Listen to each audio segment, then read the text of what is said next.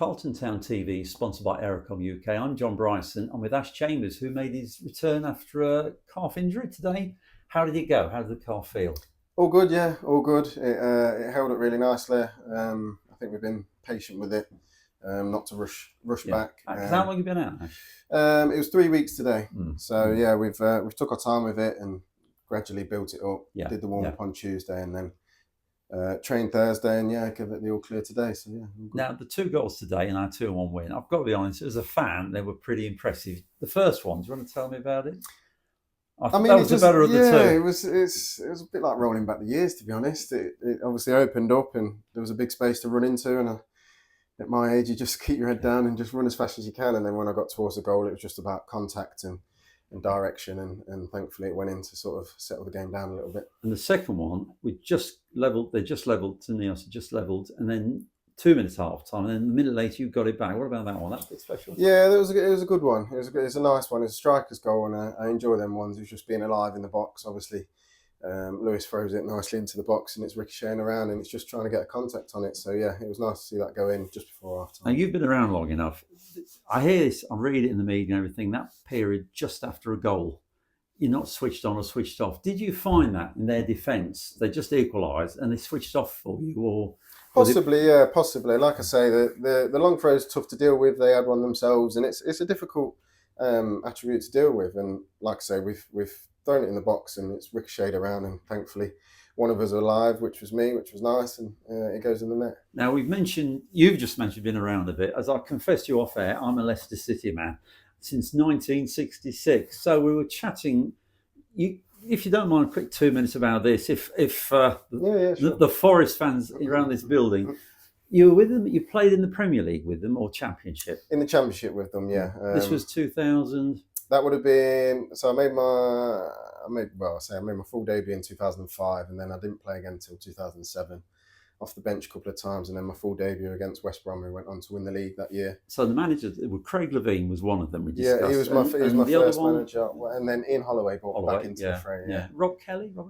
Yeah, he was a manager at the time. Obviously, there was a period where we went through six managers or something, interim and caretakers. So it was a crazy time. I was living in the southeast then, and friends of mine down there said, "Oh, you got this way?" I said, From there, you went to York, I believe. I went to York, yeah. So I did a 6-month spell on loan, and then in the summer I got released. They were at top level, non-league by then? Yes, they were Blue Square Premier at the time. So I did 6 months there, and then I got released by Leicester and signed there permanently under Gary Mills and Darren G. So yeah, and of course Darren G and Gary Mills are both ex-Leicester men as well. The link there.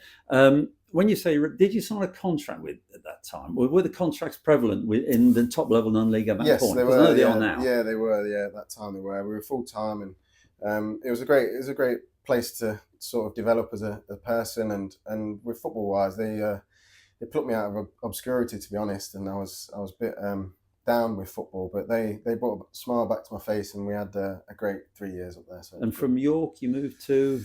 I went to Cambridge. So I went to Cambridge United, yes. And I went in there, had a decent start, but then got injured, and then the manager at the time reverted back to his winning team. Was that Richard Money? Richard Money it was, yeah. He reverted back to his team. Been all our yesterdays, you and I talked. Yeah. And then I went on loan to Dagenham, actually back into League Two. So I spent a month there and then went back for the... Now, they were called then Dagenham and Redbridge, were they? Or still? Yes. Yeah. Because I used to live a few miles from there. My wife worked in Barking next door. Right, yeah. But your time there, interesting? It was interesting, yeah. We ended up... Obviously, when I was on loan, it was a decent period. We had like 8 games in the month, so we got a good points return, and they stayed up that year. And then I signed permanently in that summer, and unfortunately we got relegated, which wasn't great for the club. And obviously they're still there now, but it was still a good time. You played in the league with Dagenham? Yes, in League Two, yeah. And then, so yeah, we had 2 years there, and it was a good time. It was nice. It was a good club. And I still look out for them, hoping that they get back to where they should be, really. Now, I know you live North Leicestershire, you're like me. We were chatting about bits and bobs. When you're at these places like York, like Dagenham, did you move or did you travel on a... because Leicester City had this problem last season. Allegedly, there were some players who were travelling distances which Van Nistelrooy didn't appreciate, and there was a bit of problems. Did you have any difficulty? Did you live locally or? Well, after I left York and we came back down south, my wife now, my eldest was just about to start school, so she pulled rank and said, we're setting up our routes now, and you'll have to travel from there. So I ended up traveling around, staying away a few nights a week, so I wasn't doing too much traveling, and then that's how it went. It worked at Dagenham and at So we got Cambridge. We got put up into digs and stuff like that. Yeah. So it was that's just how it is. But obviously the lower levels of football, you don't earn the money to sort of move your family around too much. So we set up base in Leicester, and we've been there ever since then. So. Yeah. Well, good to have you back in the area. Just quick about this season. How you were at Basel, I believe, last year. What's the difference between and obviously you played the high level non-league and in the league. Yeah. But what's the difference between 3 and 4? What do you see?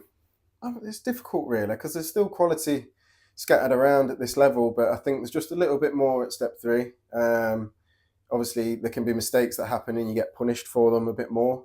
But it's still a really competitive level. It's a really competitive league. And like I say, it showed over the last sort of, 8 games, whatever it is we've had in the league, that you need to be on your mettle every minute of every game to come out with something. So, we need to be on our toes all the time and trying to churn out results. Well, keep doing what you're doing. 2 goals today. Great stuff. And many thanks for the interview. No worries. Take Thank care, you very Ash. much. Cheers.